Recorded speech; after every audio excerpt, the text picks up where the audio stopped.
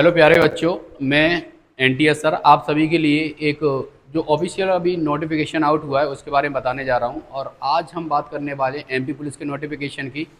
हमारा MP police constable का notification out हो चुका है, जिसमें आ गई हैं आपके लिए 7,500 भर्ती। जैसा कि एमपी के सीएम मोहन जी ने फैसला दिया था कि वो बहुत जल्द भर्ती निकालने वाले हैं और बहुत जल्द भर्ती उन्होंने निकाल दी है।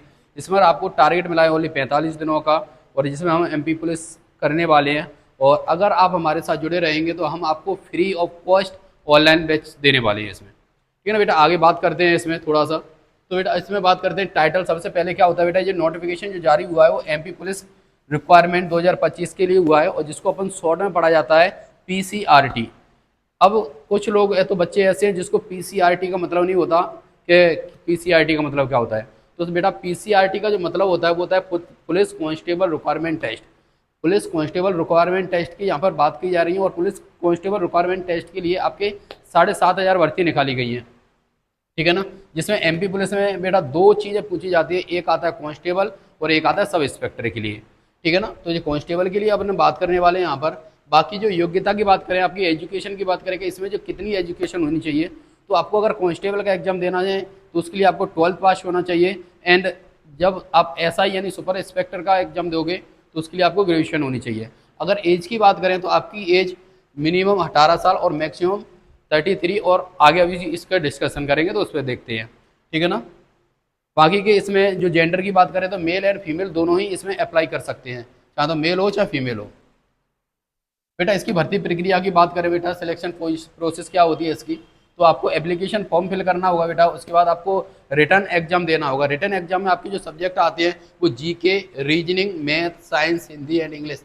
इसमें से मुख्य रूप से आपके पास 3 ही सब्जेक्ट आपको पढ़ने हैं, math, reasoning and GK and GS. GK GS आगे बात करेंगे कितने नंबर आएगी, मैथ रीजनिंग में से कितने क्वेश्चन के नंबर आते हैं, और कौन सा सब्जेक्ट आपके लिए इंपॉर्टेंट है और कितने नंबर के इसमें पूछे गए हैं।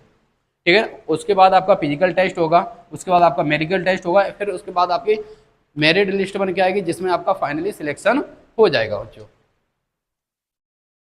इसकी बात करते हैं तो आपकी भर्ती प्रक्रिया कितने कब से कब तक का फॉर्म भर रहे हैं। तो आपके जो एग्जाम फॉर्म भरने वाले हैं वो फॉर्म भरना प्रारंभ हो गए हैं, और 15/9/2025 से आपके एग्जाम फॉर्म भरना स्टार्ट हो गए हैं। 15 मतलब आज से आप अपना एग्जाम फॉर्म भर सकते हो। 15 तारीख से आपके एग्जाम फॉर्म चालू हो गए।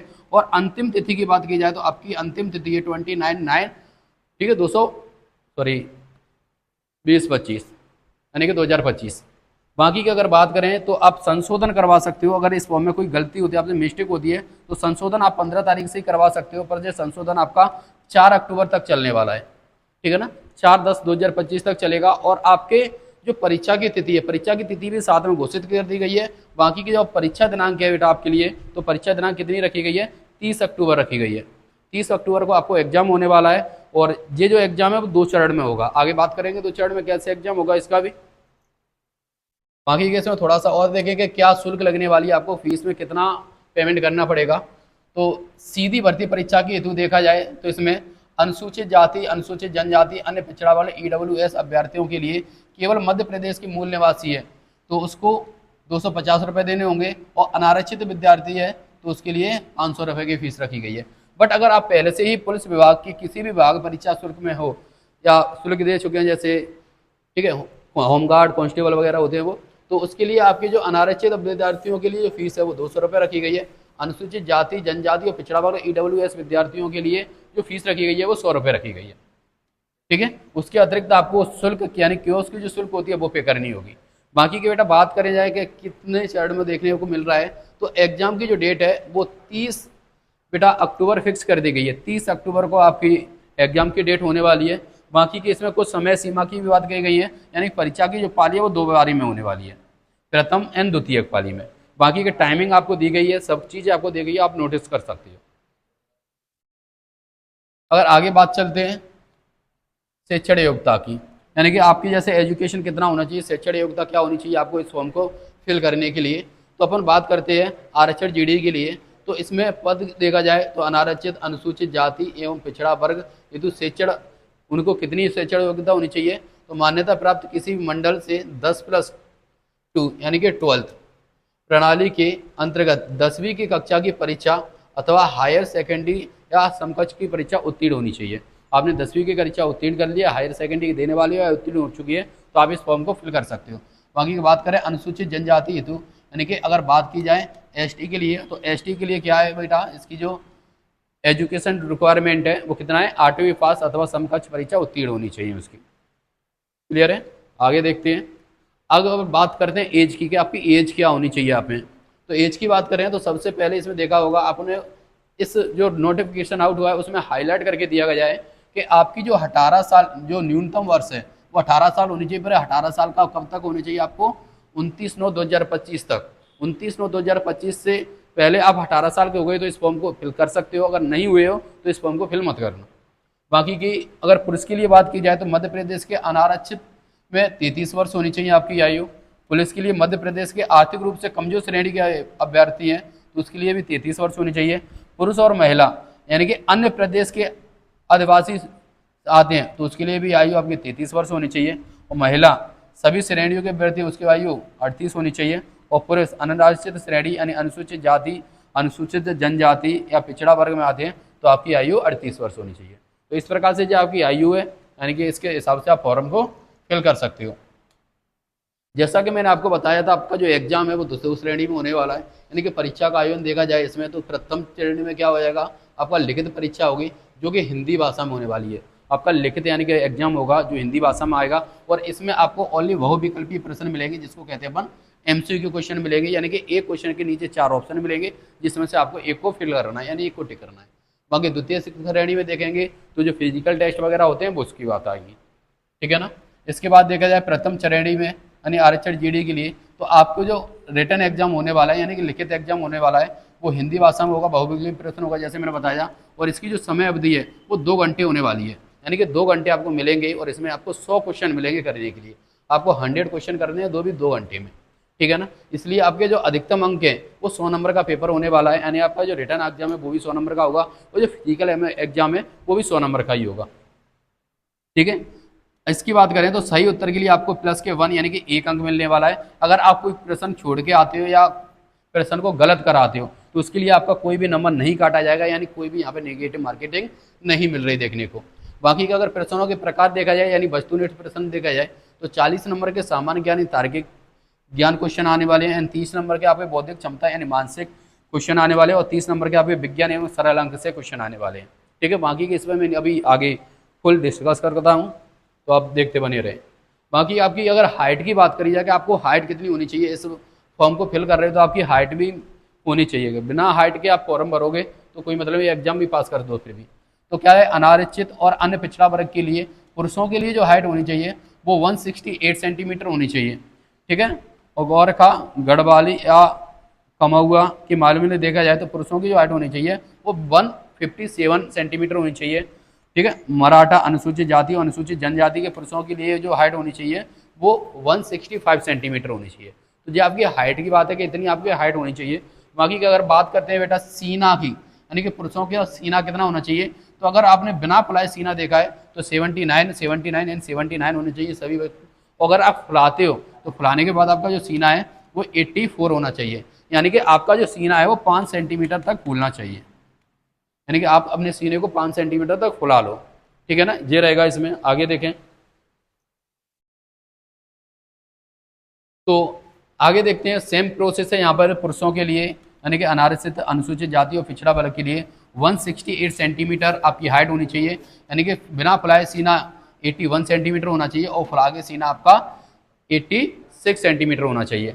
बाकी की अगर महिलाओं की बात करी जाए तो महिलाओं की जो हाइट है वो 155 सेंटीमीटर होनी चाहिए, 155 सेंटीमीटर होनी चाहिए, और सीना इनके लिए लागू नहीं होता, ठीक है। महिलाओं के लिए सीना का कोई मतलब नहीं है। बाकी आगे चलते हैं तो बेटा इसको आप भली भांति पढ़ सकते हो कि शारीरिक दक्षता परिणाम के लिए बुलाए गए अभ्यर्थियों के समस्त मूल परिणाम पत्र परीक्षा सफल होने से पर ही अभ्यर्थी को चयन प्रक्रिया होगी, यानी कि जिसमें कहने का मतलब यह है कि अगर आप एग्जाम को चयन कर लेते हो उसके बाद आपका फिजिकल टेस्ट होगा, उसको आपको क्लियर करना है, उसके आपके डॉक्यूमेंट वेरिफिकेशन होंगे। अगर आपके डॉक्यूमेंट पूरे क्लियर हैं तो आपकी मेरिट सूची में आपका नाम आ जाएगा। अगर डॉक्यूमेंट में कुछ कमी होती है तो फिर आपको उनको सुधारवाना पड़ेगा या पहले से ही आप उनको कंप्लीट करके रखें। जैसा कि मैंने आपको बताया था लिखित परीक्षा का पाठ्यक्रम क्या होने वाला है, तो लिखित परीक्षा में प्रथम प्रश्न पत्र में होंगे जिसका योग 100 अंक का रखा गया है। ठीक है, और ये प्रश्न मध्य प्रदेश माध्यमिक शिक्षा मंडल 8वीं कक्षा के स्तर के होने वाले हैं। 8वीं कक्षा के स्तर के पूछे जाएंगे। बाकी किसमें पूछा गया है, सामान्य ज्ञान एवं तार्किक ज्ञान 40 अंक के आने वाले हैं। बौद्धिक क्षमता और मानसिक जो आने वाले 30 नंबर के आने वाले हैं। और विज्ञान और सरल अंकगणित 30 नंबर का आने वाला है। तो इसका मतलब ये नहीं है कि तुम ये समझो कि विज्ञान और अंकगणित दोनों मिला के 30 नंबर का आएगा। ये इसमें ओनली शो किया गया। बाकी के अगर पिछले एग्जाम की बात करेंगे, पिछले साल एग्जाम कैसे होते हैं तो उनके लिए अपन क्या करते हैं, तो उसके लिए मैंने आपको यहाँ पे शो किया गया है, आप देख सकते हो यहाँ पर। यानी कि तैयारी एंड टिप्स के लिए भी ना देखा जाएगा। इसमें रीजनिंग, मैथ और science and GK and GS की बात की जाए बेटा, तो अगर मैथ की बात की जाती है, सॉरी रीजनिंग की बात की जाती है, रीजनिंग आपकी इसमें 30 नंबर के आने वाले हैं। 30 नंबर के आपके रीजनिंग के क्वेश्चन आने वाले हैं, यानी कि 30 क्वेश्चन पूछे जाएंगे। और मैथ के जो क्वेश्चन है वो भी 35 क्वेश्चन पूछे जाएंगे। यानी कि कुल मिला के अगर मैथ और रीजनिंग के आपके क्वेश्चनों की बात की जाए तो 65 नंबर के मैथ और रीजनिंग के आपके क्वेश्चन आने वाले हैं। बाकी के अगर साइंस और जीके की बात करी जाए, साइंस और आपकी जीपीके की बात करी जाए, तो साइंस और जीके यानी कि जीएस और जीके कुल मिला के आपका 35 नंबर के आने वाला है। 35 नंबर के साइंस और जीके आने वाला है, जिसमें से ओनली केवल और केवल साइंस की बात करें जाए तो साइंस में 3 टॉपिक आते हैं अपने पास, फिजिक्स, केमिस्ट्री, बायोलॉजी, जिसमें से तीनों ही टॉपिक आपके 5-5 नंबर के होते हैं। तो प्लस माइनस 15 नंबर का आपका साइंस बनने वाला है। साइंस आपका कितने नंबर का आने वाला है, 15 नंबर का ओनली साइंस आने वाला है। तो हर एक चीज़ में आपको कमान अच्छी बनानी होगी। ठीक है, और सबसे ज़्यादा अगर इसमें आपको मेहनत करनी है तो 65 नंबर पर सबसे ज़्यादा मेहनत करनी है आपको। ठीक है ना, 65 नंबर, और सभी बच्चे अगर 65 में से 65 कवर कर लेते हो और बाकी के 15 नंबर हम कोशिश करेंगे साइंस में आपका कोई नंबर ना कटे। साइंस में फिजिक्स पढ़ाने वाला हूँ आपको, और आपको कहीं भी कोई दिक्कत नहीं आएगी इसमें। ठीक है, आपका कोई भी नंबर नहीं कटेगा, आप बने रहना हमारे साथ। ठीक है ना, चैनल को सब्सक्राइब नहीं किया तो चैनल को सब्सक्राइब कर लेना। फिजिकल टेस्ट के लिए आपको क्या करना पड़ेगा, रोजाना दौड़ देनी पड़ेगी, लंबी कूद करनी पड़ेगी, वर्कआउट करना पड़ेगा। ठीक है, मेडिकल के लिए आपको स्वस्थ आहार और फिटनेस पर ध्यान देना होगा। ठीक है, और अगर आप सिलेक्शन चाहते हो तो आपको प्रीवियर क्वेश्चन जरूर लगाने होंगे। प्रीवियर क्वेश्चन से बहुत अत्यधिक मात्रा में पूछा जाता है, तो प्रीवियर क्वेश्चन आप सभी बच्चों को लगाने हैं। ठीक है ना, अब बात करते हैं बेटा, हम जो आपके लिए फ्री ऑनलाइन क्लास लेके आ रहे हैं।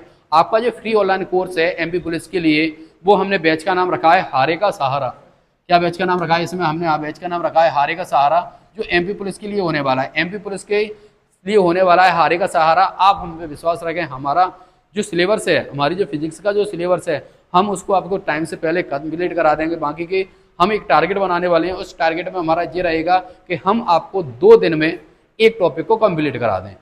2 दिन में एक टॉपिक को कंप्लीट करा देंगे तो हमारा 20 से 25 दिन में आपका जो सिलेबस है टोटल फिजिक्स का हम कवर कर लेंगे। ठीक है ना, इसमें हम फिजिक्स फ्री ऑफ कॉस्ट करने वाले हैं। इसमें आपका कोई भी चार्ज नहीं लगने वाला है, इसमें आपका कोई भी चार्ज नहीं लगेगा। ठीक है, और परीक्षा बेटा अपने 45 दिन हुए हैं, तो आपको अच्छे से मन लगा के पढ़ाई करना है, और इस प्रकार से आपको पढ़ाई करना है कि कोई दूसरा सोचे कि मेरा सिलेक्शन हो जाए। तो आपका सिलेक्शन, आपको सबसे पहले यह सोचना है कि हमारा सिलेक्शन पहले ही हमारी सीट फिक्स है। यानी कि अगर एक सीट आपकी फिक्स है, उसमें से एक सीट आपकी फिक्स है, तो आप कितना बचेगा आपके पास, 7499। इस पर व्यक्ति को फॉर्म देने दो, कुछ दिक्कत नहीं है, पर आपकी एक सीट अपनी सुनिश्चित करें। अपनी सुनिश्चित करने के लिए बेटा आपको पढ़ना पड़ेगा। एंड आपकी जो रिटर्न एग्जाम है उसमें आपके कम से कम 80 नंबर आने चाहिए, अधिक से अधिक, यानी कम से कम 80 नंबर, अधिक से अधिक तुम जितने लिया उतनी अच्छी बात है। क्योंकि अगर आप यहाँ पर नंबर कवर कर लोगे तो फिजिकल में अगर आपके नंबर कम होते हैं तो वहाँ पर आपका मेरिट सूची में नाम आ जाएगा। अगर आप यहाँ पर कम करते हो तो फिर आपको फिजिकल में क्या करने के नंबर को बढ़ाना पड़ेगा, क्योंकि मेरिट सूची दोनों ही नंबरों को ऐड करके बनाई जाएगी आपकी। ठीक है ना, आशा करता हूँ आपको जितनी भी जानकारी दी गई है वो क्लियर हुई होंगी। बाकी अगर आपको फिर भी कोई चीज़ भी जानकारी अगर मुझसे प्राप्त करनी है तो आप मुझे कमेंट कर सकते हो। अगर मेरे व्हाट्सएप नंबर पर कांटेक्ट करना चाहे तो आप मुझे व्हाट्सएप नंबर पर भी कांटेक्ट कर सकते हो। ये मेरा व्हाट्सएप नंबर है।